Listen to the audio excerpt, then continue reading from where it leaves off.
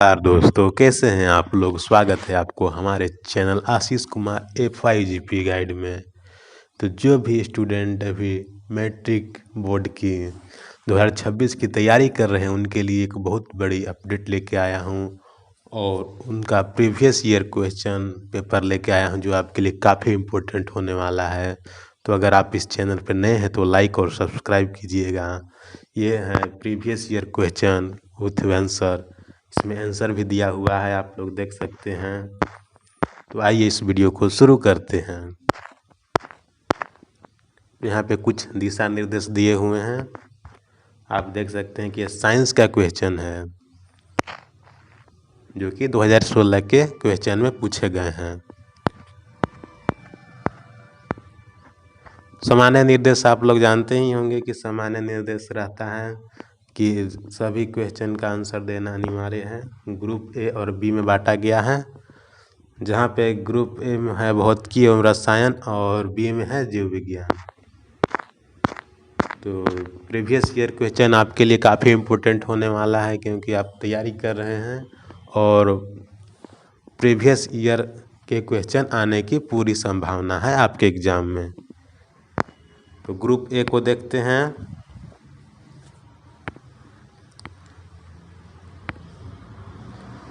Group A में है भौतिकी एवं रसायन। अंग्रेजी में बात करें तो ग्रुप ए है physics and chemistry. Question number पहला है, इसको जूम कर देता हूँ। किसी दर्पण में आप चाहे कितनी ही दूरी पर खड़े हो आपका प्रतिबिंब सदैव सीधा प्रतीत होता है। तो कौन सा दर्पण है? पहला है केवल समतल दर्पण, दूसरा केवल अवतल, सी है केवल उत्तल, डी या तो समतल या उत्तल। तो इसका आंसर आप लोग भली भांति जानते होंगे, डी होगा, या तो समतल या उत्तल। अगला क्वेश्चन है विरंजक चूर्ण का रासायनिक सूत्र लिखिए। तो ये सब 1 नंबर का क्वेश्चन है, आप इसे एक शब्द में या एक वाक्य में लिख सकते हैं। तो विरंजक चूर्ण का रासायनिक सूत्र है वो है कैल्शियम ऑक्सीक्लोराइड, जिसे CaOCl2 से प्रदर्शित करते हैं। तीसरा क्वेश्चन है किलोवाट घंटा किस राशि का मात्रक है। तो किलोवाट घंटा विद्युत ऊर्जा का व्यावसायिक मात्रक है। अगला क्वेश्चन है इस्पात में कौन सी अधातु उपस्थित रहती है। तो इस्पात में कार्बन अधातु उपस्थित रहती है। पांचवा क्वेश्चन है विद्युत चुंबक क्या है। वैसे चुंबक जिसमें चुंबक तत्व का प्रभाव उतने ही समय रहता है जितने समय उससे विद्युत धारा प्रवाहित होती है, उसे विद्युत चुंबक कहते हैं। तो ये एक टॉपर का क्वेश्चन है, आप लोग देख सकते हैं कि टॉपर का कैसा आंसर देता है। क्वेश्चन नंबर 6 है एल्किन्स का सामान्य सूत्र लिखिए। तो एल्किन का सामान्य सूत्र है CnH2n। सातवां क्वेश्चन है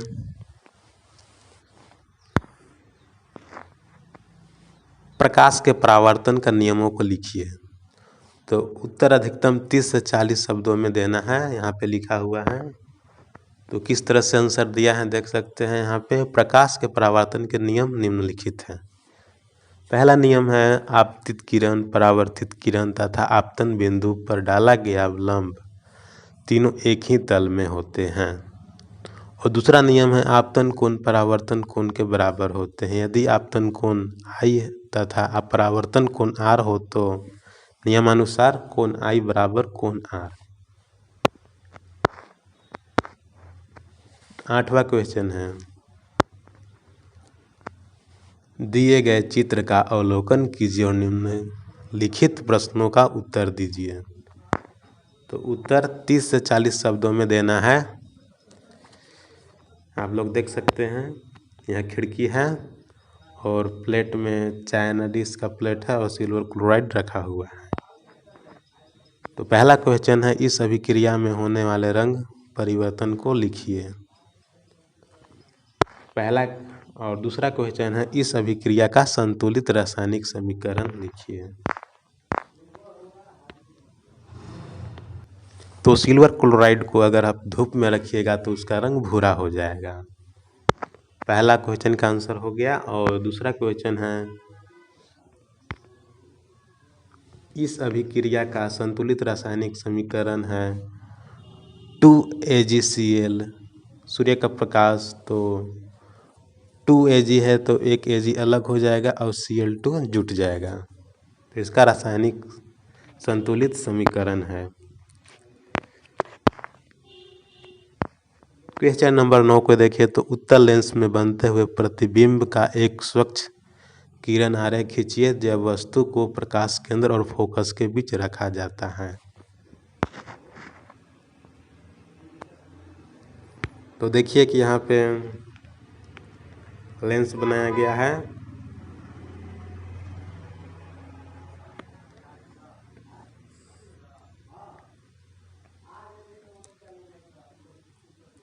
और वस्तु के रखा गया है यहाँ पे।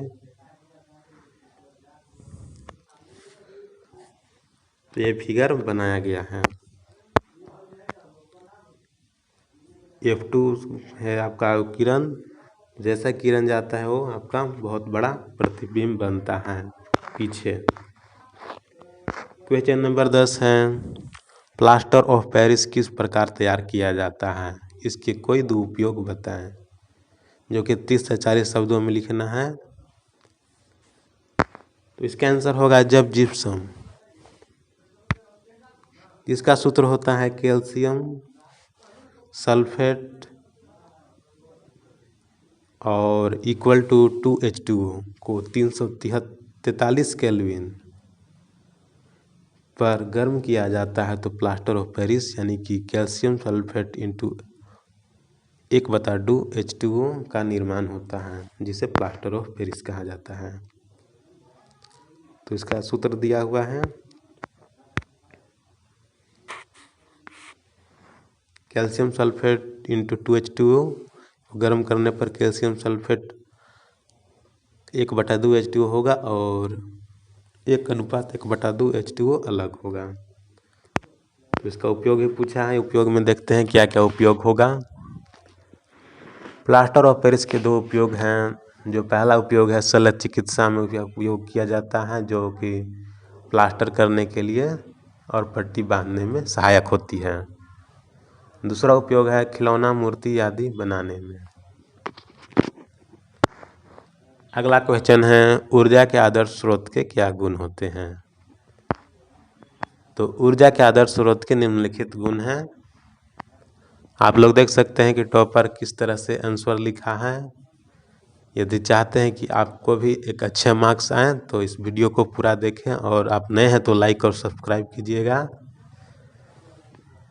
पहला आदर्श गुण है कम लागत तथा आसानी से उपलब्धता, यानी कि कोई भी ऊर्जा का स्रोत जब आपको कम लागत और आसानी से उपलब्ध है तो उसके एक अच्छा गुण है।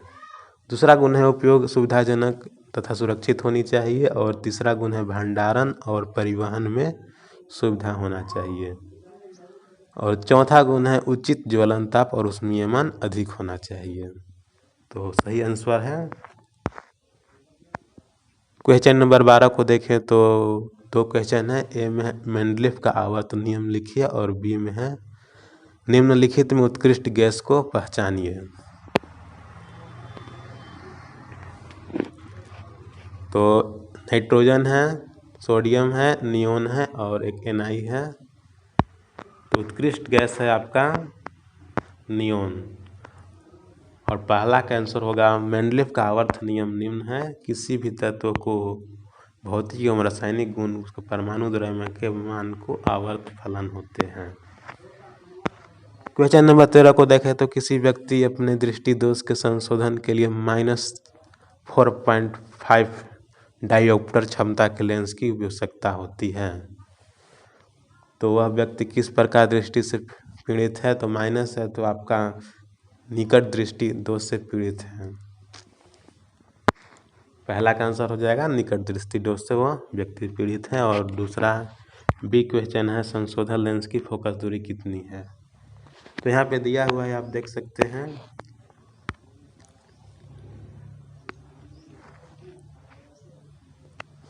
यहाँ पावर है -4.5 डियोप्टर और फोकस दूरी नहीं पता है। तो फोकस निकालना है तो फोकस का सूत्र होगा 1/p। तो 1 का 1 रहेगा और p के जगह पर -4.5 डायोप्टर है तो उसको मीटर में कन्वर्ट करना होगा। तो मीटर में कन्वर्ट करने के लिए पॉइंट हटेगा तो 0 बैठेगा और 5 दूनी 10 और 5 9 45 होगा। तो अगर भाग देंगे तो 0.22 मीटर होगा। अतः संशोधन लेंस का फोकस दूरी होगा 0.22 मीटर, जो कि माइनस में होगा। सी क्वेश्चन है तो सी का आंसर होगा संशोधन लेंस का अवतल लेंस होगा, क्योंकि फोकस दूरी ऋणात्मक है तथा लेंस हमेशा आभासी और प्रतिबिंब बनाता है। क्वेश्चन नंबर 14 है, निम्नलिखित रासायनिक समीकरणों को संतुलित कीजिए। पहला क्वेश्चन है, नाइट्रोजन को हाइड्रोजन पर गर्म किया जाता है तो NH3 का निर्माण होता है। और बी सूत्र है PbNO3 जो कि PbO होगा और प्लस नाइट्रोजन ऑक्साइड बनेगा और ऑक्सीजन अलग होगा। सी है सोडियम और हाइड्रोक्साइड से अगर अभिक्रिया कराते हैं तो NaOH का निर्माण होता है और H2 अलग होता है। तो संतुलित में दिया हुआ है, संतुलित समीकरण होगा पहला का N2 अलग हो जाएगा, फिर 3H2 को गर्म करते हैं तो 2NH3 बनेगा, वो संतुलित समीकरण है। बी का संतुलित समीकरण है 2BpNO3 जो कि गर्म होगा तो 2PbO 4NO3 और ऑक्सीजन अलग होगा। सी का संतुलित समीकरण होगा 2Na + 2H2O को संतुलित किया जाएगा तो 2NaOH + H2। तो ये संतुलित समीकरण तैयार हो चुका है। 15वां क्वेश्चन है, कोई विद्युतरोधी तांबे के तार की कुंडली किसी गैल्वेनोमीटर से संयोजित है, क्या होगा यदि कोई छड़ चुंबक। पहला क्वेश्चन है, कुंडली में धकेला जाता है। बी, कुंडली के भीतर से बाहर खींचा जाता है। कुंडली के भीतर स्थिर रखा जाता है। तो पहला का आंसर होगा यदि कोई छड़ चुंबक कुंडली में धकेला जाता है तो गैल्वेनोमीटर की सुई में विक्षेप होता है। यह विक्षेप कुंडली से प्रवाहित धारा के कारण होता है।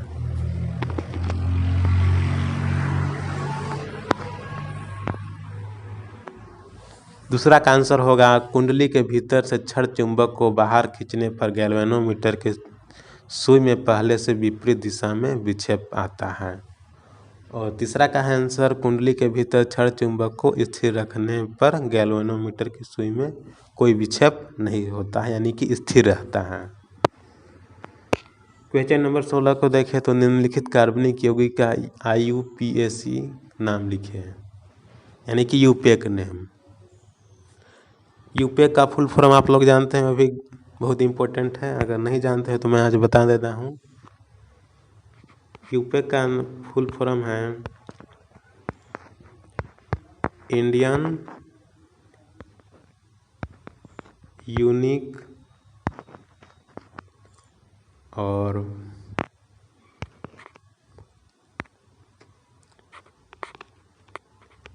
Pure and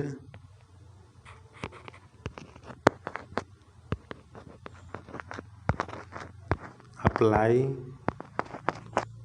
chemistry.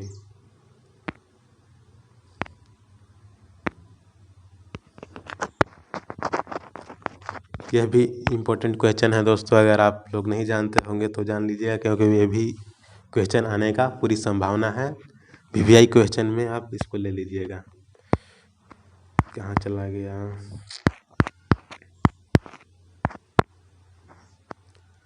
यहीं पे था। तो निम्नलिखित कार्बनिक यौगिक का यूपेक नाम पूछ रहा है। तो पहला है HCOOH, बी है HCHO और सी है CH3CO C2H5। तो पहला यूपेक नाम है मेथेनोइक अम्ल और बी है मेथेनॉल और सी है ब्यूटेनॉल। तो आप लोग पढ़ी होंगे।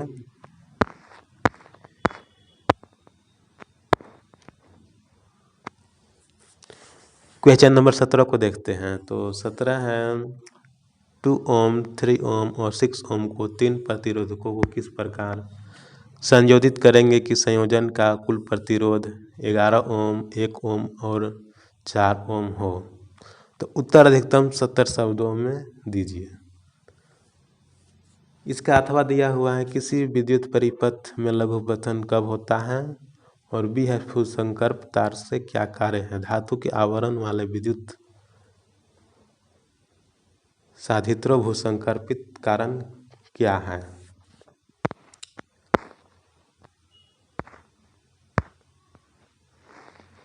तो इसका अथवा बनाया गया है, आंसर आप देख सकते हैं। अथवा में है पहला का दिया हुआ है, जब दो गर्म तार एवं उदासीन तार आपस में सट जाते हैं तो उच्च विभव पर धारा प्रवाहित होती है जिससे परिपथ में आग लग जा सकती है, इसे लघुपथन कहते हैं।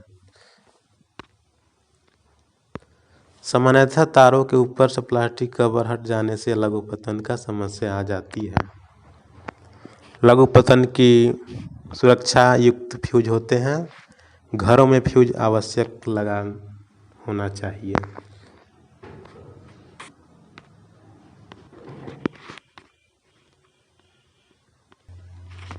बी क्वेश्चन का आंसर है, जब कभी उच्च विभव पर धारा प्रवाहित होती है तो यह भूसंकर्प तार के माध्यम से पृथ्वी में चली जाती है। इससे परिपथ में क्षति का संभावना कम हो जाती है तथा प्रभावित व्यक्ति को कम विद्युत की झटका लगता है। यह गर्म एवं उदासीन तार के अलावा तीसरा तार है जिसका संबंध पृथ्वी पर गड़े धातु के छड़ से होती है। सामान्यतः इसे खोल का रंग हरा होता है। धातु के आवरण वाले विद्युत साधित्रों को भूसंकर्पित करना आवश्यक है क्योंकि कभी कभी विद्युत तार का कटन अथवा सटन से अधिक विभव पर धारा बहने लगता है। इन साधित्रों को भूसंकर्पित कर देने से प्रभावित व्यक्ति का कम झटका लगता है। ये इसका आंसर हो गया। अभी कितना क्वेश्चन है देख लेते हैं। 18, 22,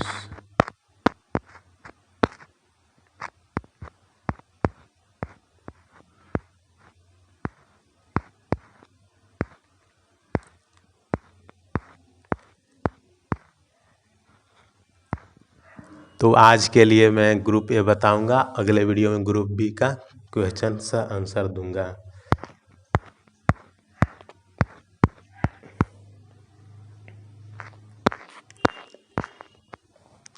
अगला क्वेश्चन है 18 क्वेश्चन, खनिज एवं अयस्क में दो अंतर लिखिए। और इसमें भी 3 क्वेश्चन है। बी है आघातवर्धीयता क्या है, इसका उदाहरण द्वारा समझाइए। और सी क्वेश्चन है तांबे के विद्युत अपघटनी परिष्करण में किस इलेक्ट्रोड को अशुद्ध धातुओं से बनाया जाना चाहिए। इसके अथवा में है हाइड्रोजनीकरण क्या है, इसका औद्योगिक अनुप्रयोग क्या है। और बी है साबुन की सफाई प्रक्रिया का क्रियाविधि सचित्र समझाइए।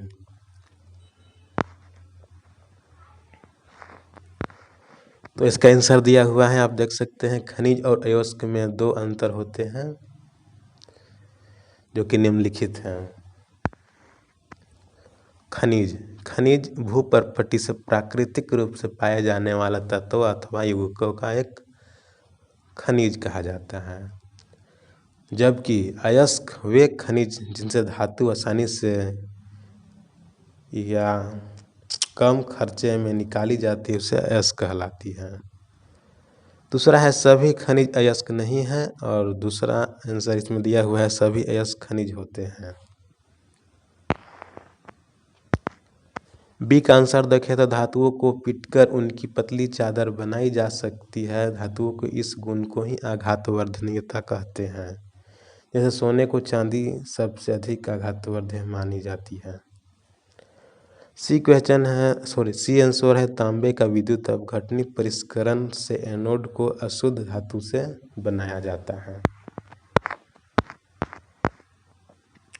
तो ये जीव विज्ञान का है, ग्रुप बी का है। अगला वीडियो में इसको मैं बताने वाला हूँ। अगर आप चाहें तो इस वीडियो को लाइक और सब्सक्राइब कीजिए है।